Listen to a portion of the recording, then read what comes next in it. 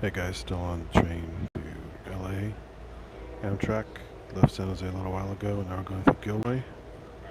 And it's going to be many hours, so I'm not going to do a whole giant stream, but the signal holding up right now, so we'll just stick with it for now and enjoy the random scenery. There's also someone doing narration in here from a historical point of view, some kind of a trails group, so listen to some fun history stuff and just enjoy the view. You'll notice a lot of these older looking agricultural buildings. As mentioned, Gilroy being a huge producer of garlic for the world, but also this area was well known for its sugar beets. So sugar was very hard to produce. You would have to start with growing cane and then bringing it all the way down to something that could be usable, but you had to kind of have a tropical climate for that. And these became an important staple crop for the rapidly expanding West. And now, about 55% of the U.S.'s sugar production comes from sugar beets. I'm bringing that up because along these tracks and on the left-hand side, we are going to be passing by historic remnants of a sugar beet loader. So given that this is one of the big things the area was known for, what they would do is run Southern Pacific lines through and then stop them and just load up on a whole bunch of sugar beets and bring them further to the market.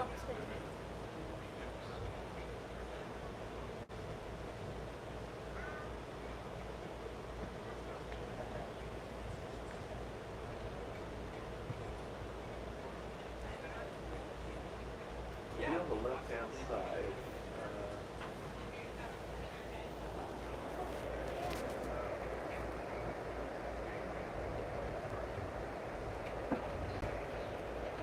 but sugar beet loaders like the one you'll see here were first invented by German farmer Otto Wilke in 1927.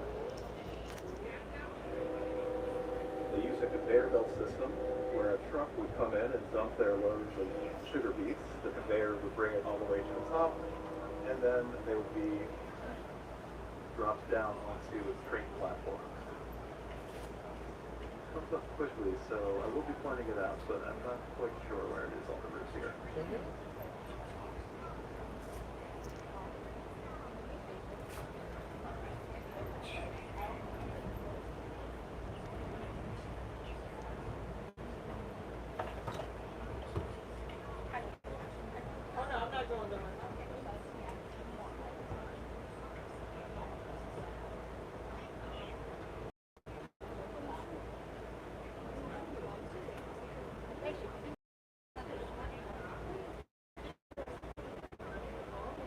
Garlic farm. Alright, I'm starting to get connection issues now. Point out if you look to the right, you'll see there are mountains, but a lot of them are covered with trees. There's a lot of stuff growing, and the mountains are natural trees. Right? You'll see the foothills.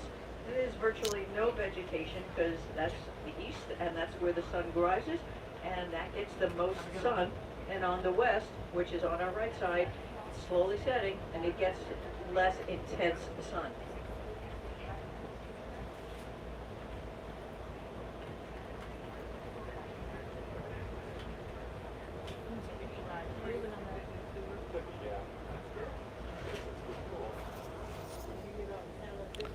There's a surprising amount of movement here. Train's moving a lot, back and forth, up and down. And as you can And see, I'm saving battery gimbal right now, so it's a little shaky. Growing for all the times that you say, what? No bananas in the supermarket or no strawberries?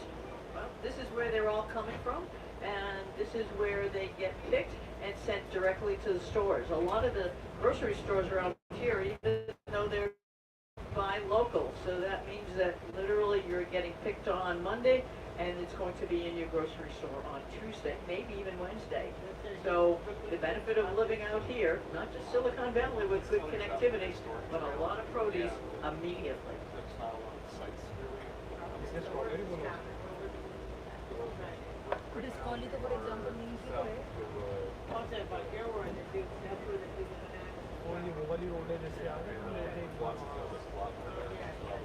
If you look to the left, you'll see new seedlings. That means we're in the middle of August. This is probably their third growing season already. And here, if you look out, now you have dirt. They're just planting a new crop. Around here, you get crops almost all year round. So as soon as one end gets picked, put on your grocery store, they start planting for the next crop. And if you look again, you can see very, very small seedlings just coming up. And probably in about 2 months, they'll be full, whatever they are, and you'll see them on your dinner table. It looks like on the right-hand side we're passing some lettuce and broccoli there. Some microgreens growing. All kinds of things come from this region. And we're going to be passing by important areas for agriculture, one of which, Watsonville, is the leading producer of beef for the world. The world is for 90% of world's garden. 90%.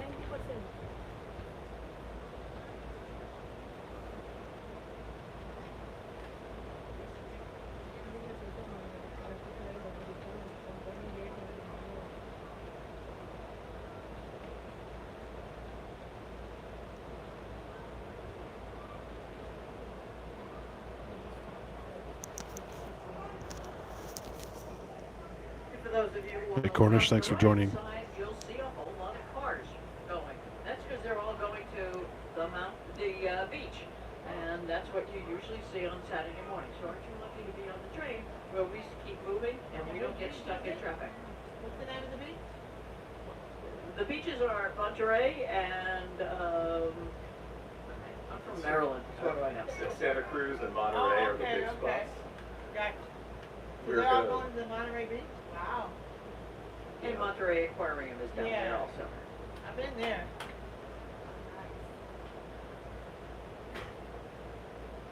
That's a lot of cars.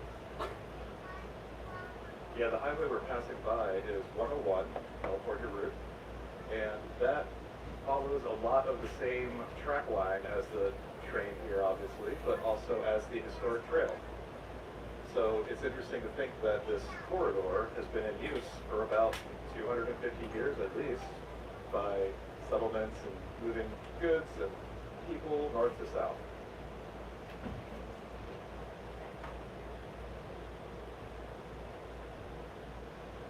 As we're passing by these overpasses, you might see some mud nests on the overhangs of some of them.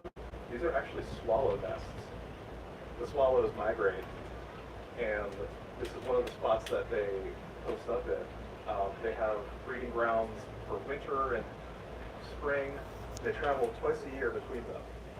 We're around their breeding grounds now, so there's sometimes construction in the area. Hey, So IP, what's up? just passing I'm getting by a nice that, little history and natural history lesson on the train. I thought it was just going to be quiet, but I don't have to talk much, so you guys talking a lot.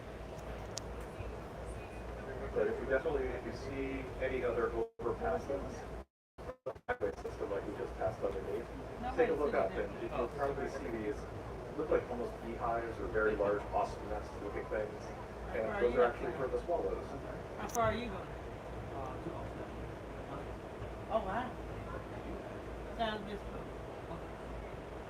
A lot of people are going to LA. You'll see a lot going to LA. Wow. Really? What's your name? Wayne? Virginia. Where are you from? Sunnybank. Oh, I live in Oakland. I took it from Jack London. Where'd you get on? Oh.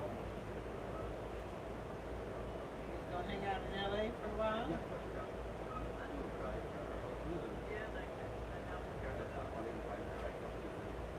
Oh, get a good car. Try to get an electric car. Get a good gas mileage too. A lot of room on there.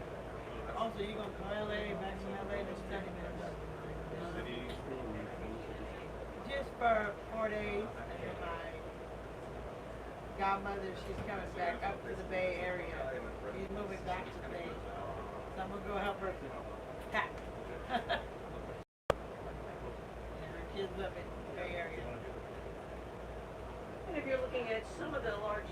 that are just to our right, those are called California buckeye trees, which are also known as the California chestnut. Though you should never eat the fruit of the buckeye tree if you don't know how to properly process them because they are poisonous. In fact, of the local fauna, only the ground squirrels can eat them straight from the trees.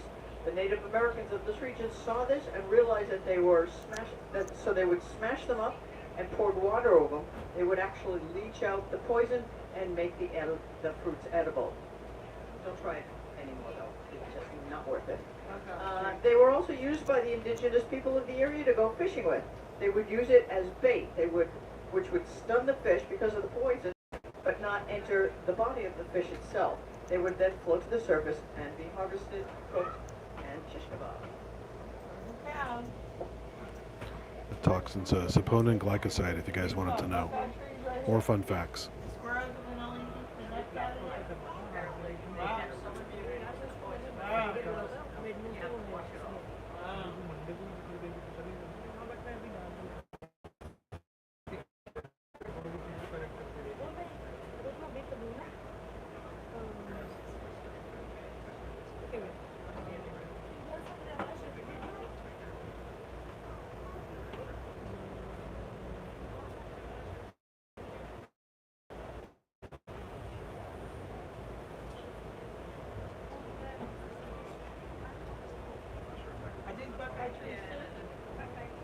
Buckeye trees still? Yeah, here, I'll be pointing out some of the buckeye trees as we come up on them if you wanted to go. Oh yes, this one here. Mostly known because of their large branches coming out. Oh. And large Okay. branches. Downstairs. Oh. Down. Okay, I'll look at it. Yeah.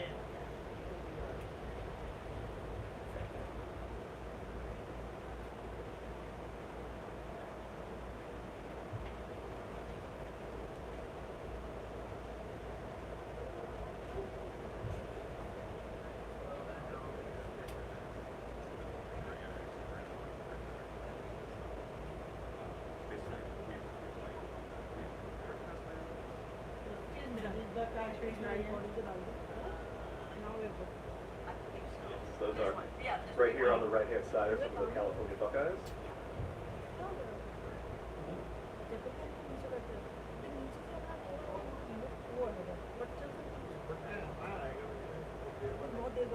For those of you who really like hamburgers, if you don't recognize, that's where they come from. On your right, those are cows. Not the milk ones, the eating ones. The eating ones.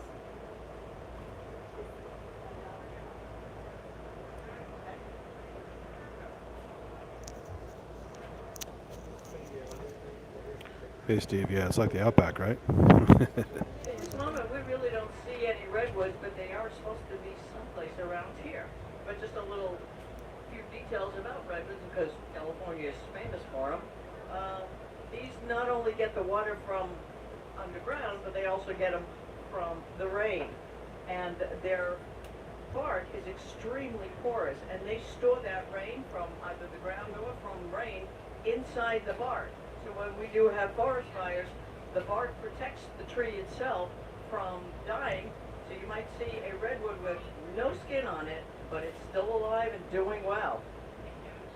Sometimes 40% of the water a redwood receives comes just from fog. Sometimes because usually the redwoods are up in the forests up high. There's a lot of fog up there and clouds, and they store all of that. Which is really fortunate for the California coastal residents because, of course, San Francisco and the surrounding areas very much well known for our fauna. When you sit in your regular seat, Just so you'll know, redwoods are the largest, tallest trees in the world, and they can live over 1,000 years, which beats the tree you're on. See a bunch of poison oak in here. Yeah, so you get like Uber to your car to your hotel. Yeah. We were supposed to be a bus down. So other things, We were supposed to take a bus, but the driver got sick, so That's- took the train. Testing? Okay. Santa Barbara's So a another nice thing that place. this region is very well known for, of course, is Try to go there. earthquakes. The train today will be passing over the San Andreas Fault. Yeah, did you go to Santa One Barbara? interesting thing that is coming up here, and it will be very, very hard to miss, on the left-hand side, is the Granite Rock Quarry. Yeah. We aren't quite there yet, but we're going to be passing by some of the historic and still used areas. Testing. Okay, sorry, my microphone. But the Granite Rock Quarry uses some of the action from the San Andreas Fault to actually do some of the pre-processing and grinding up of the rocky mountain area that they can then use. The city of Aromas, which we are now nearby, is home to the company which was founded in 1900 and is the major supplier of rock ballast for the building of the tracks for the Southern Pacific Railroad. So if you think of the classical image of a railroad track, you have those rocks in between the wood and the metal parts. That's the ballast that comes from this. So you can imagine the supply and demand for it while building the entire line. Originally, teams of 15 workers would use sledgehammers, picks, shovels, and wheelbarrows to break them and load them onto horse-drawn wagons, which would then get shipped off to the railroad and beyond. In 1903, the quarry automated with a steam engine for greater efficiency. So you can see on the left, there's some of the bare rock there. That could be some where they have begun processing. I believe that means we're coming up soon. But also, if you see areas that look like that or kind of come from a peak and coming down, I'll be pointing them out as I see them. But that could be recent landslides as well. The San Andreas Fault is about 750 miles long and runs all along the coastline here, marking the meeting of the Pacific and North American tectonic plates, which make up the Earth's crust. So the average slip rate, or rather motion that's not tied to a big event like an earthquake, is about 1 inch per year. And again, since the Granite Rock Quarry lies on the San Andreas Fault, the natural movement of the tectonic plates grinds up a lot of the rock and conveniently takes care of some of the pre-processing work. So if you look to the right, after this hill, I believe, is where you'll see maybe some recent geologic activity like that.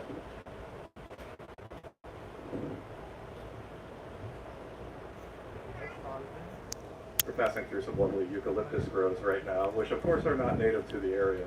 Hey, Steve, there's some eucalyptus for you.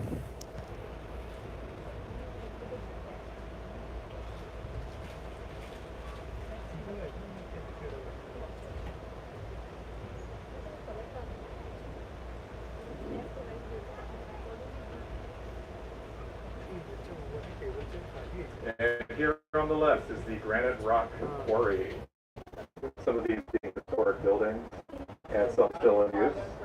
You can see how they would load up the train cars with rocks directly from the quarry. How many? It was affected heavily by the 1906 San Francisco earthquake, of course, because it was lying right on the fault line. And rail and mining operations had to stop while they made a hard recovery. It did mean for a big boom for cities like Monterey that needed construction crews who had construction crews that needed a lot of granite to rebuild after the 1906 earthquake. So there was a big boom in business as a result.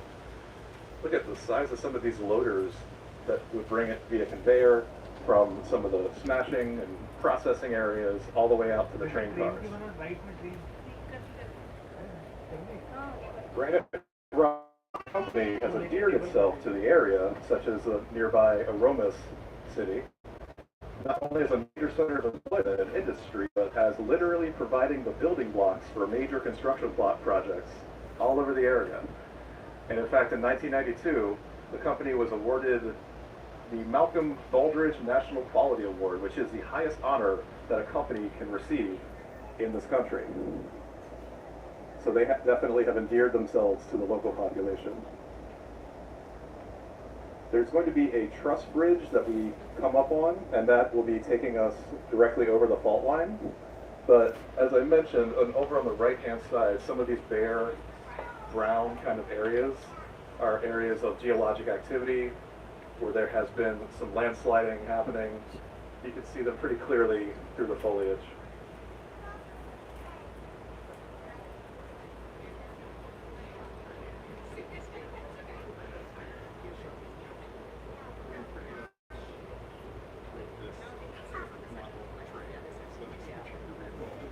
No, just walk around the dining part.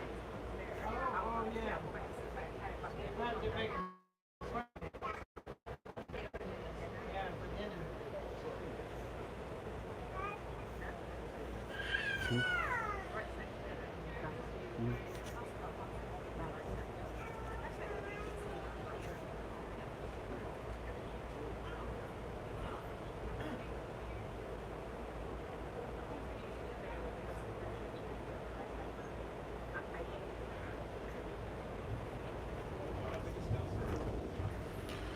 No worries, I got extra batteries here. I can charge while I'm streaming.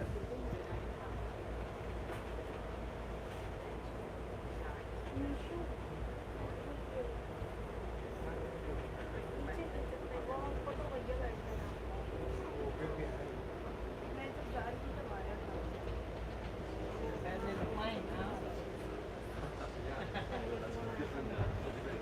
Yeah, it's good. Yeah, I've been to the town, from where I'm going. Actually, my sister picked me up from Oakland to come to where I'm going. And we drove back to the Bay Area. We went to Santa Barbara. Hey, JX3D, sorry I missed the stream. I didn't have signal when you were doing the show, but I got spotty signal now. It's pretty good for now, but for a while I didn't have anything before we got on the train. I never take it to LA. Right.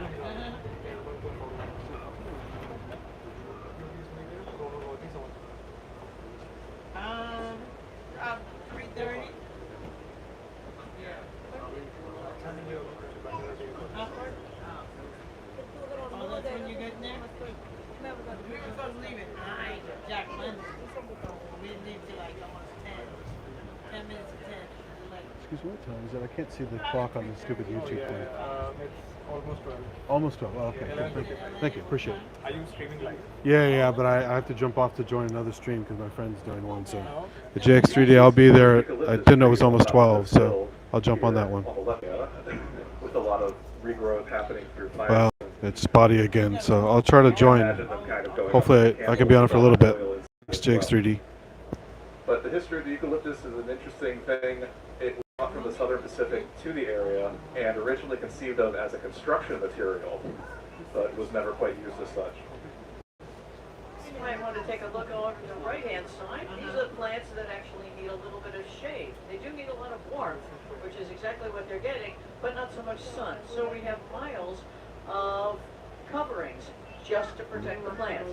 On the left-hand side, though, those plants, well, some of them have just been harvested, but there are more, but they need full sunlight, and so there's no covering on that side. Whereas on the right again, they all have paths for them. And then at least another 2 more miles of just dirt, which means that in just another week or so, this is all going to be planted with more produce. Again, just about everything that is grown in America in large quantities comes from this area alone. Do you have to have all 3 courses? Do you have to have all 3 courses? We'll be coming up You to can just have Watsonville as one soon course? as the train just to continue a little bit faster. Oh, Those I large can go with you white later. plastic structures Yeah, I'll that go you with you later. see, So. which we're passing through, we'll be ask seeing in a later. few more moments. Let me finish this. Just you can see them off the horizon on the right-hand side, and we just passed by some of them as well. They're called hoop houses, and they help shelter the growing plants and keep out pests. Watsonville is very well known for how much food it produces, and in fact, food producers here freeze and distribute more fruits and vegetables than any other single area in the United States. In the early 1900s, it's known as apple capital of the world, as growers in this region were known for producing fresh apples, apple cider, dried apples, and apple cider vinegar. You may be familiar with a certain brand around Thanksgiving time, Martinelli's sparkling apple cider, comes from the Martinelli Company, which is based here. Watsonville is also known for being home to Driscoll's Berries, which controls a full 1/3 of the berry market. Oh yeah, in the Driscoll's are country. good. All right, I'm gonna drop off, guys. Try to join JX3D. I'll see you later.